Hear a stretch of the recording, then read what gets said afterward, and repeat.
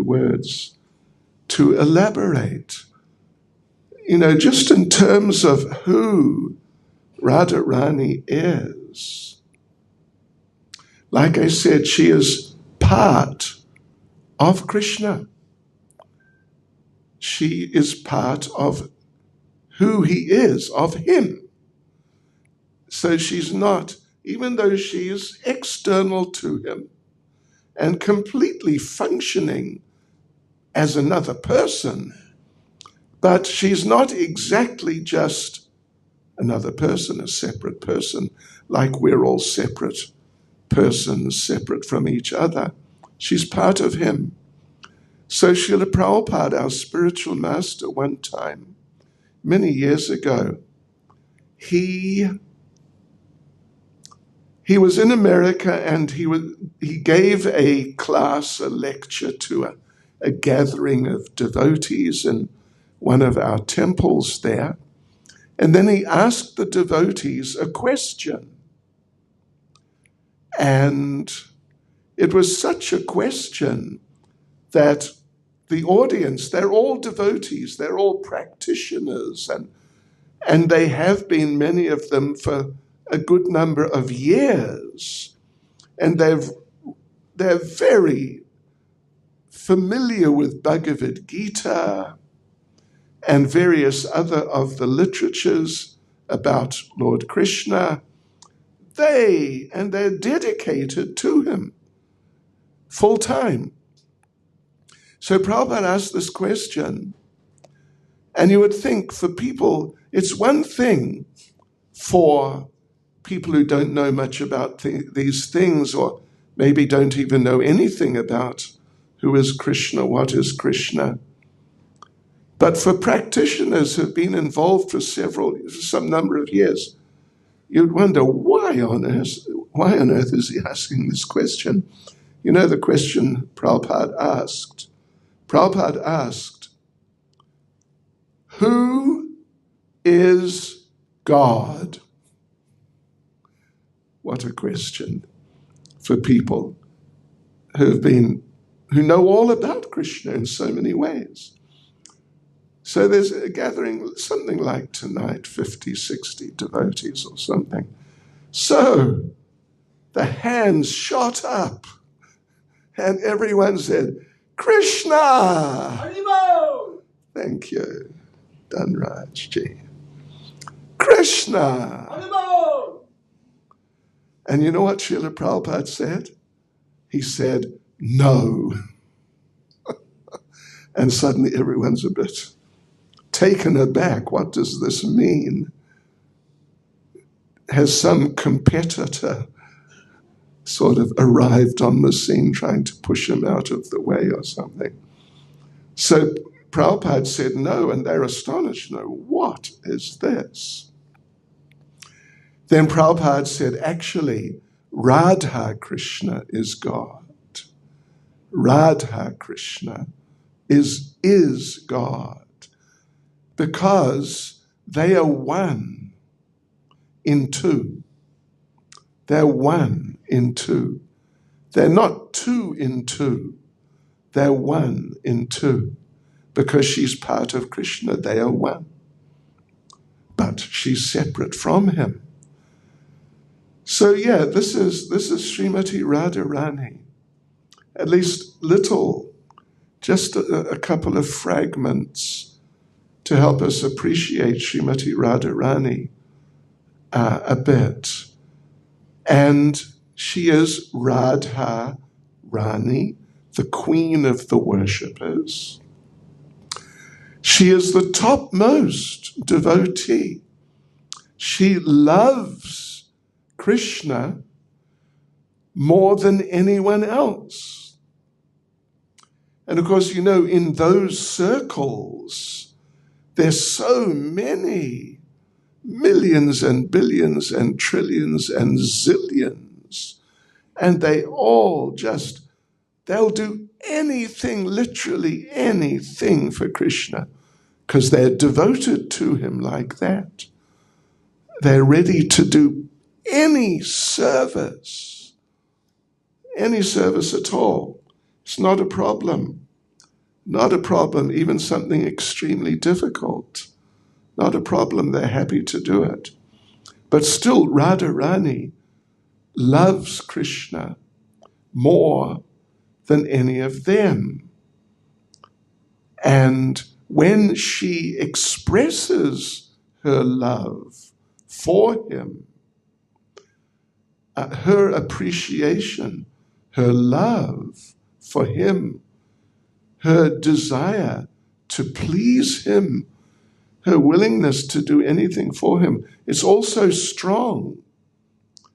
It's also strong that sometimes Krishna himself, even though they are one in one sense, but because they're separate from each other, everything becomes enhanced and increased. That's why she's separate from him physically, to increase the love, increase the exchanges, increase the whole experience of their relationship. So Srimati Radharani was asked one time that, what if doing some particular service for Krishna, what if it's painful for you? What if it hurts you physically? Actually, it hurts you.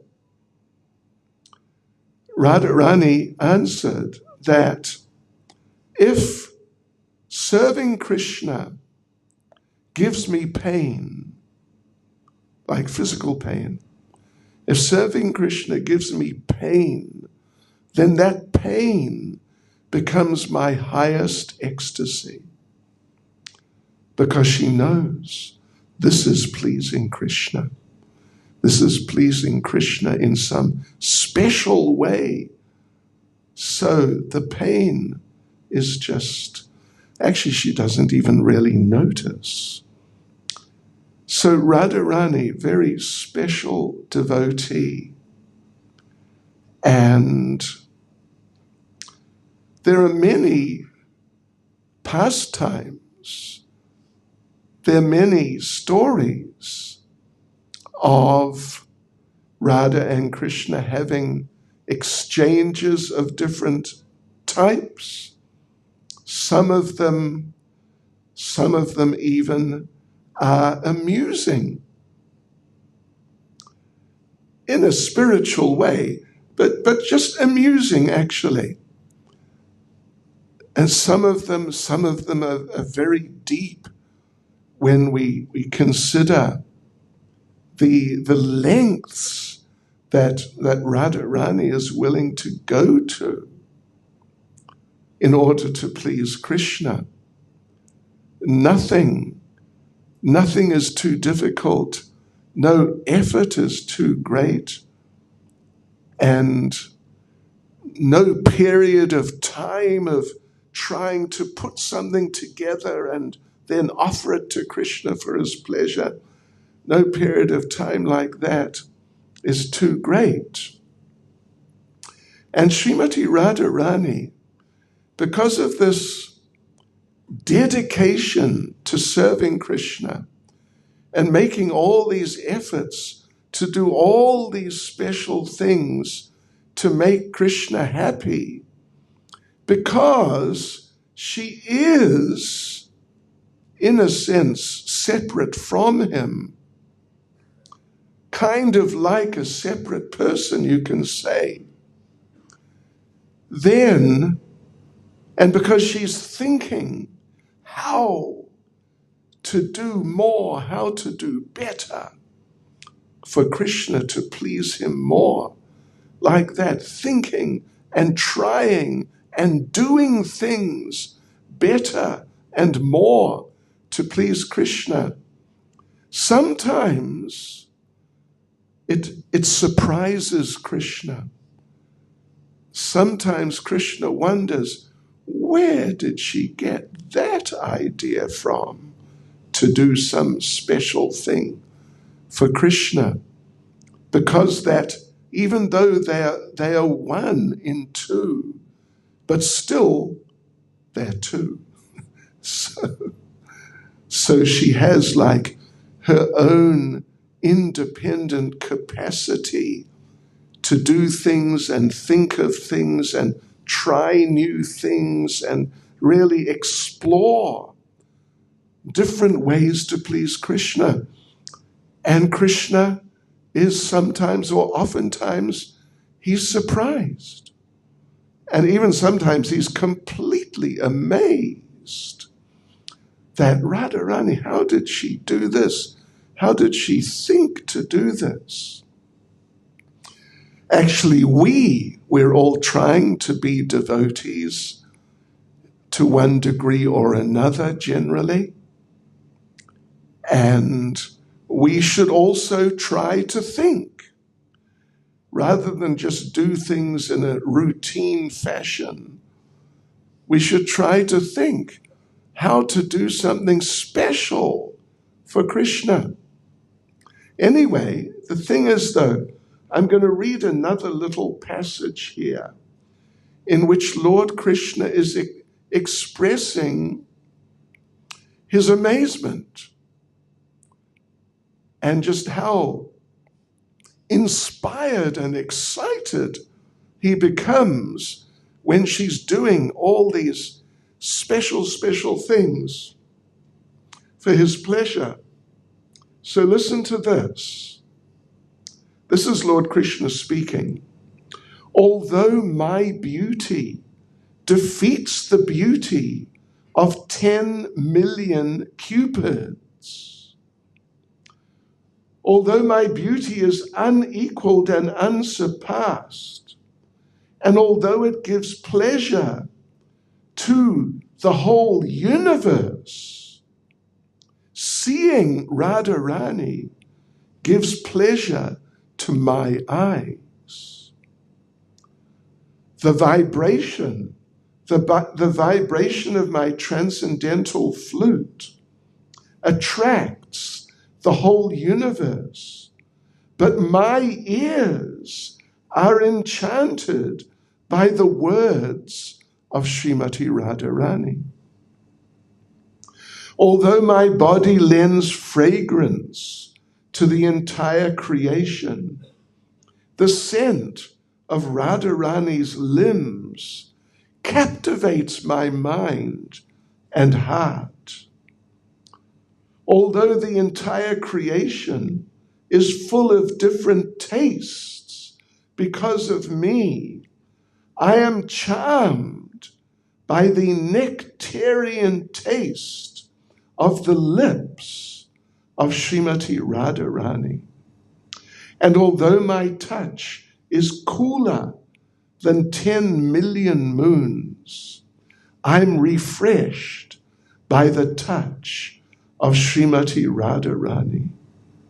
Thus, although I am the source of happiness for the entire universe, the beauty and attributes of Srimati Radharani are my life and soul. So these, what we're saying here and there, these are just giving us little insights into this picture. It's very amazing. Amazing, who is Radharani? What are her qualities like? And for us, they're just like little hints, actually.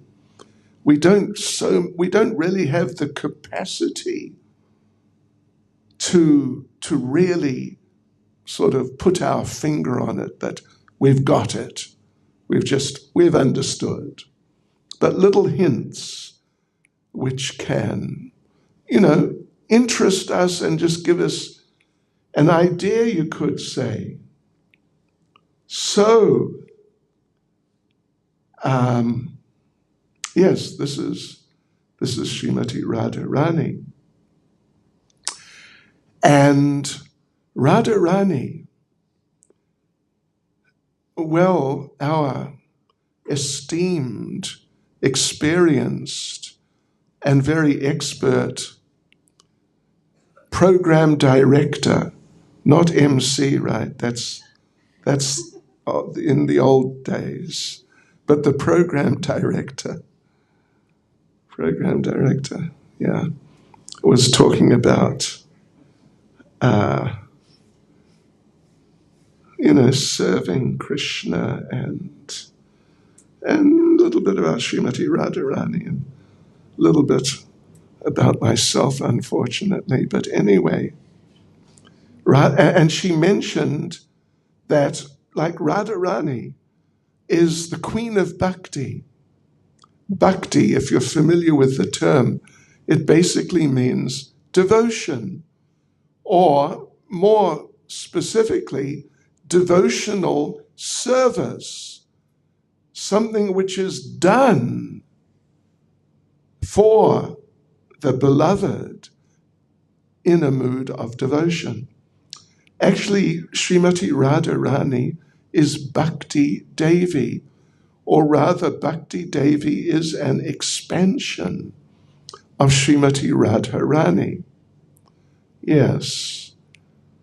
And Radharani, as a devotee, as someone who loves Krishna, as someone who loves to serve Krishna, Radharani loves it when she sees someone else who is also a devotee and who is also trying to serve Krishna and doing things to please Krishna. When Radharani sees that here is a person who's also a devotee, then she watches that person, and she's not in a competitive mood at all, like, I can serve Krishna better than you. But she's a very humble devotee. Humility is a very important quality for anyone who's trying to develop spiritual life or religious life. Pride is a great... They all know there's a famous saying, pride comes before a fall. Have you heard that before?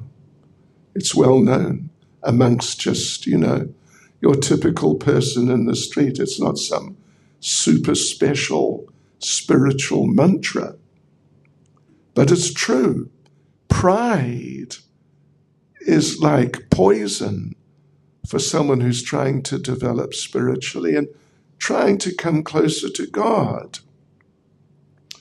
So advancement in spiritual life and religious life, one of the symptoms is increasing humility. Srimati Radharani is the greatest devotee. She is very humble, extremely humble. So sometimes, well, not just sometimes, but generally when she sees that here is some devotee from here, from Tongat area, here is some devotee, and, we might look at that devotee and think, I know him. He's a bit of a devotee. Not too much, but in other words, we're not so humble. But Radharani, when she even sees some beginner who's kind of, trying to do something but making a bit of a fool of himself or herself, but she doesn't see it like that. She thinks that, oh, look at this. This devotee is so wonderful, trying to please my beloved Krishna. And their relationship, the relationship between Radha and Krishna is so deep that if Krishna ever asks Radharani, could you please do something for me? Could you please cook me a samosa? What do you think? Could you make me a samosa? A samosa will be there in no time, but not just your ordinary, what would you say, aloo samosa, your potato samosa, but some exotic, super duper samosa, just like that. Yes. But if Radharani asks Krishna to do something, because it's a relationship, and real relationships, of course, they're two-way. They're not just one-way things. Just, I am great. I am so great. You should do everything for me. And out of my kindness, I will accept what you do. Not like that. Two-way relationship. Yeah. Each member of the relationship is trying to please and satisfy and do something nice for the other member of the relationship. So same with Radha and Krishna. And in fact, for that matter, same for Krishna and all of his devotees, even people like us who are, kind of like beginners.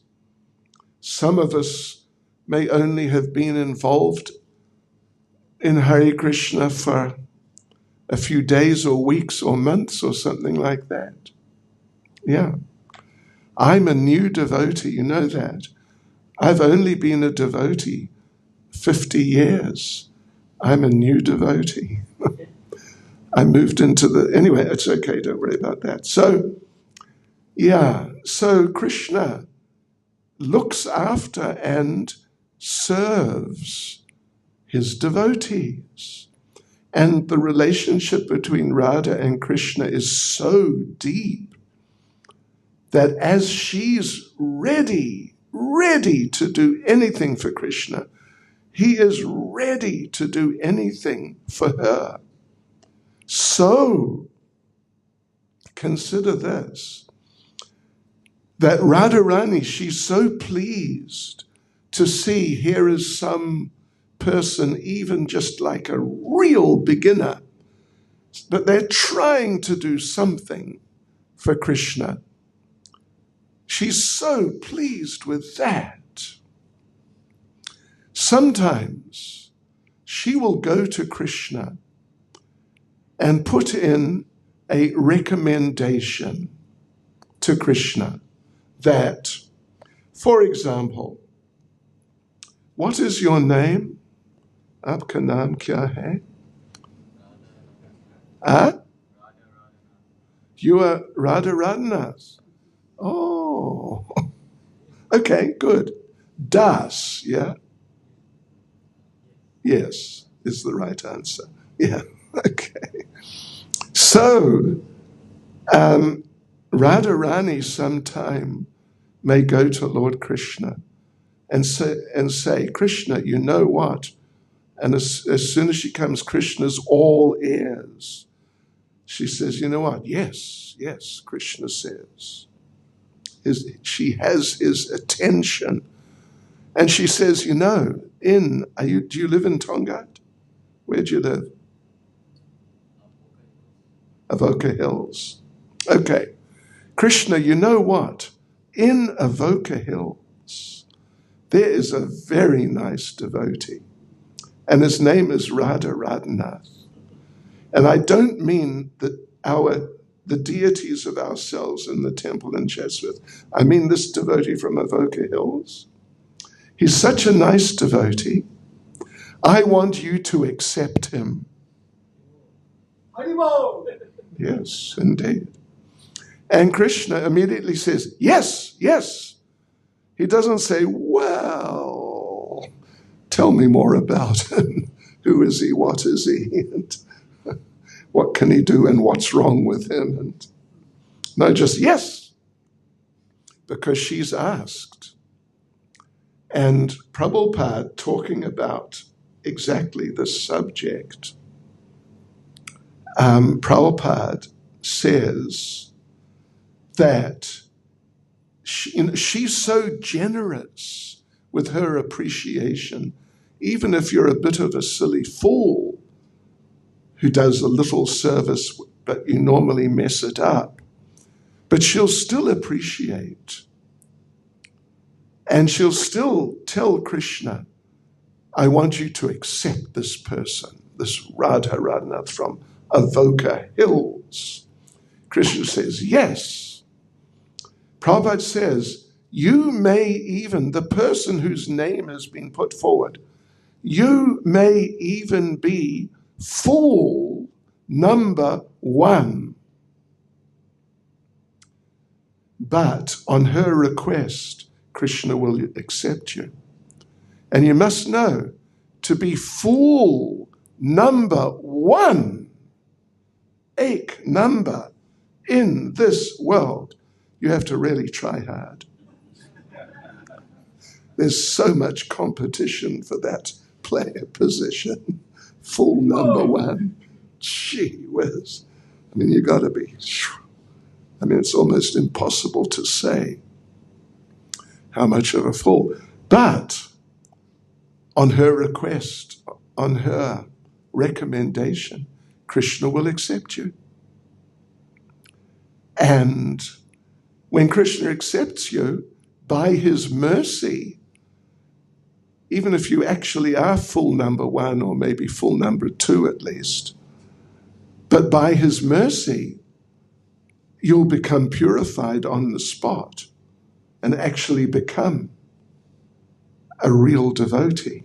Yeah, by Krishna's mercy, based on Radharani's request on your behalf. And therefore, in the tradition, it's something which, we may not say out loud so much, somewhat here and there, but not like sort of, pushing it and pushing it and pushing it.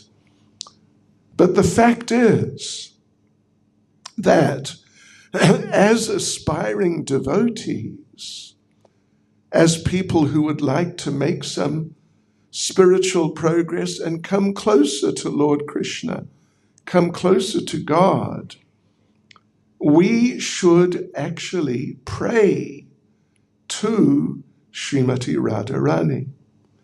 In fact, as a regular function, we should pray to Srimati Radharani that you are so dear to Krishna, and you are so appreciative of even those who do a little service, just occasionally, like that. So please know, I would like to become a proper devotee, a real devotee. I would like to, and get some mercy from Krishna and come closer to Krishna. So you, Srimati Radharani, you are so kind and encouraging to the devotees that you please help me. Help me to come closer to Krishna. And she'll do that because that's all she wants. At least it's just one of the main things that she wants.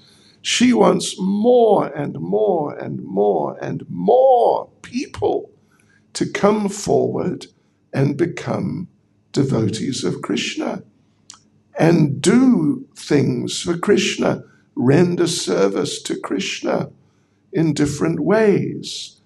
That's what she wants. So she's always looking around to see who are the devotees, how they're doing, and then through the heart, trying to give some encouragement, inspiration like that. And you know what, devotees, with these great personalities, very, very great persons, they are they're always very kind and merciful and tolerant of our mistakes and foolishness. But particularly on their appearance days, all these great personalities, like Lord Krishna was just very recently, 2 or 3 weeks ago or something like that. Was Krishna Janmashtami? Well, I guess it was 2 weeks ago, because it was also the Ashtami, the 8th day of the moon. And this is Radh Ashtami. It's also the 8th day of the moon. So, on that Krishna Janmashtami day, or the next day, we celebrate the appearance day, the birthday of Srila Prabhupada, who brought our tradition from India many years ago, 1965, and took it all over the world. So, on their birthdays, their appearance days, they're particularly merciful, they're particularly accessible to the devotees. And on Radhastami, tomorrow, the appearance day of Srimati Radharani, she's already, her heart is so gentle and kind. But on her appearance day, she's even more kind, even much more kind than on any other day. I mean, don't worry, any other day she's extremely kind, particularly to those who are trying to do some service for her beloved Krishna. But on the appearance day tomorrow, Radhastami, she's really extra, especially kind. So please bear that in mind and come and attend one of our programs. In Phoenix, is there a program tomorrow night? Morning. Right. Midday, sort of, like from 11 till 1 or something. So try and make it there, that's the closest of our temples to here. But otherwise in the afternoon, there'll be a program all day. There'll be a program all day in Chatsworth, in the Radharanath temple. Please try and come along, and really, because I'm just giving you a little introduction, little taste. It's just a little couple of drops. But tomorrow, if you really get into it, you may be fortunate, and friends, just a few ideas about Srimati Radharani. And tomorrow, there'll be a lot more. Srimati Radharani ki jai. Shri Radhastami Mahotsava ki jai. Go Premanande. We got a couple of questions. Okay. And then we'll have some, what is it? And then some kirtan? Is it? Okay. Right, devotees. Here we got what we got. We got 5 questions, looks like. Why on Ekadasi day we don't have funerals? I thought you were going to ask, why don't we eat grains, rice, or roti or something? Why don't we have funerals? Because, Ekadasi is the day of the Lord. And ideally, we shouldn't do anything except chant. Particularly chant. And render service, but particularly chant. So generally, we don't do anything. And funerals, you all know, they're pretty serious things. So we dedicate everything to the Lord on Ekadasi day. Is it bad to use your left hand? I am left-handed, and my left hand is my right hand. Anyway, we understand. It's all right. We know what you mean. I often get scolded for this. I know one devotee in Russia, and I haven't been there for years, actually, since before COVID, and I'm not going now because it's too crazy. But anyway, I know one devotee there, very nice. And you know what? He doesn't have a right hand due to something that happened when he was a child. He lost his right hand, he's only got a left hand. So what should he do? I think he should chant with his left hand. Yeah.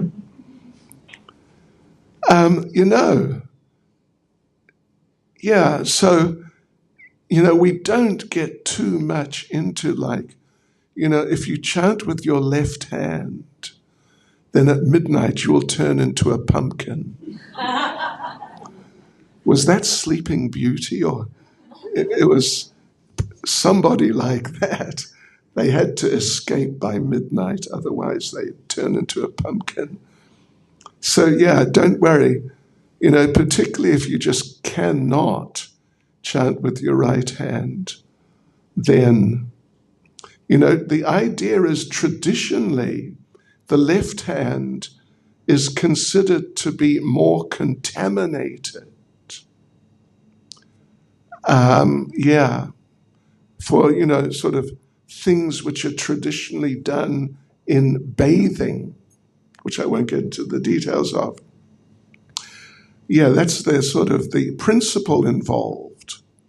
Srila Prabhupada, his mother, in order for him to not die, not that he was sick or something, anything like that, but just like a superstition, she ate with her left hand until he asked her, "Why are you eating with your left hand?"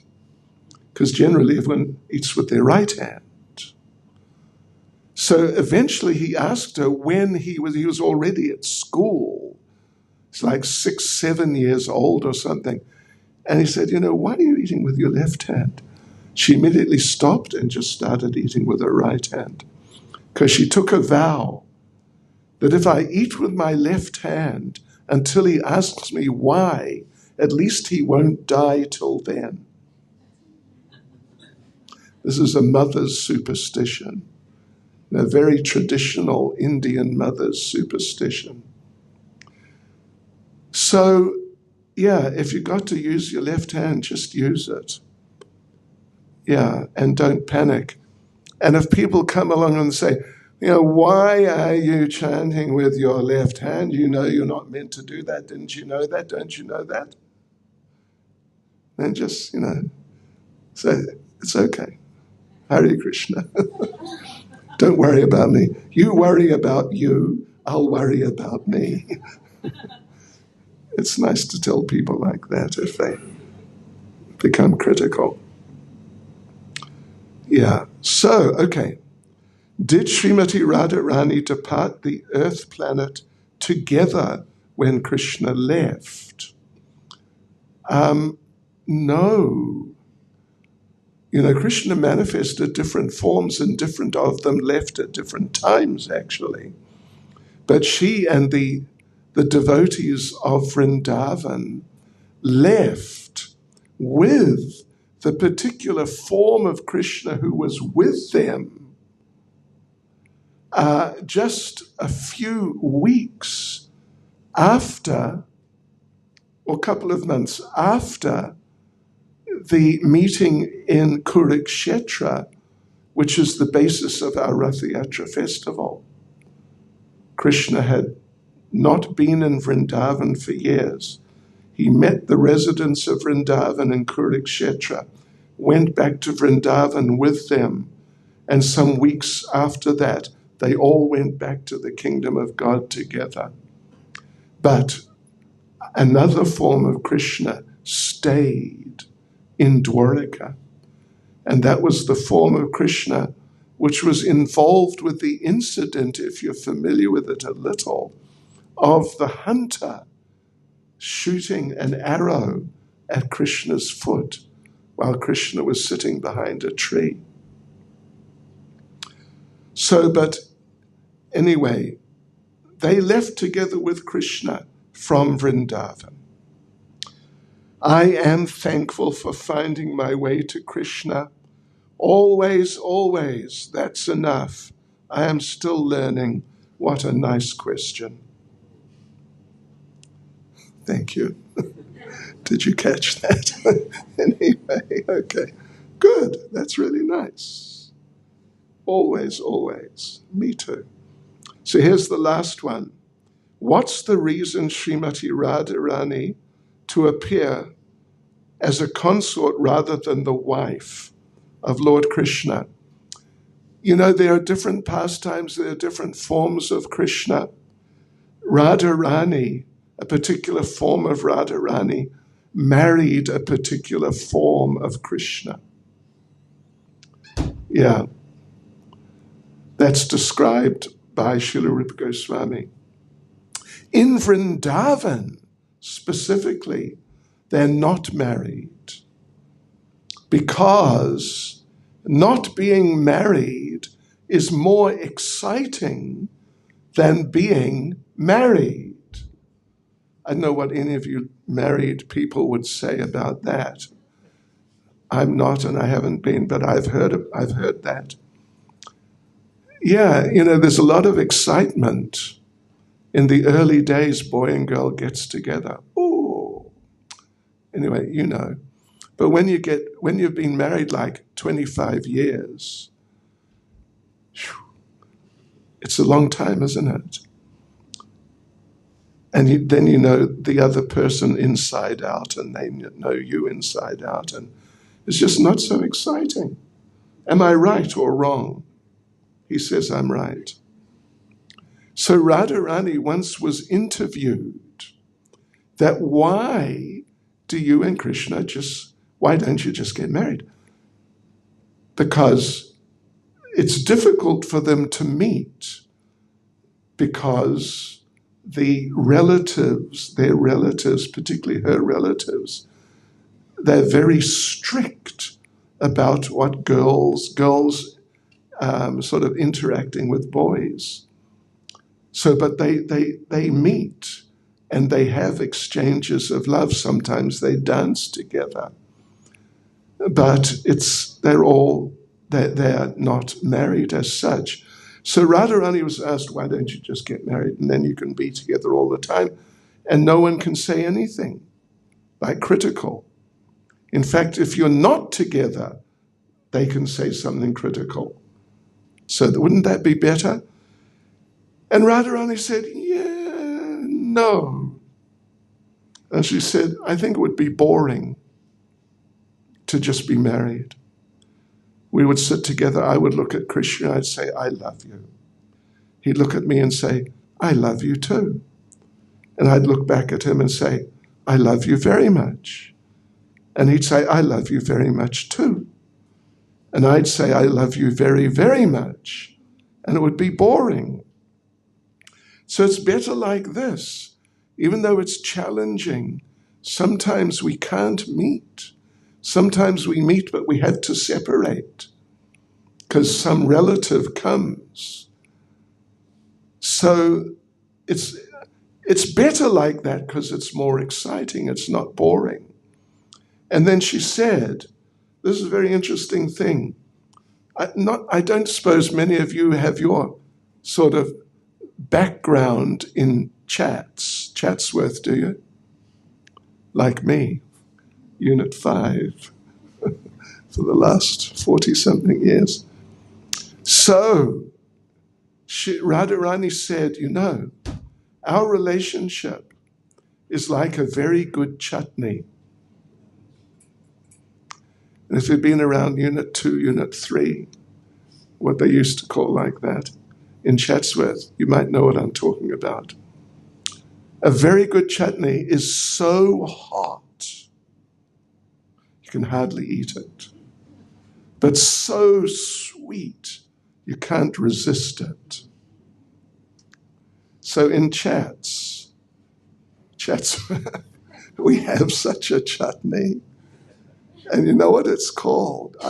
I shouldn't mention, actually. Some of you might feel bad. It is called Mother-in-Law's Revenge.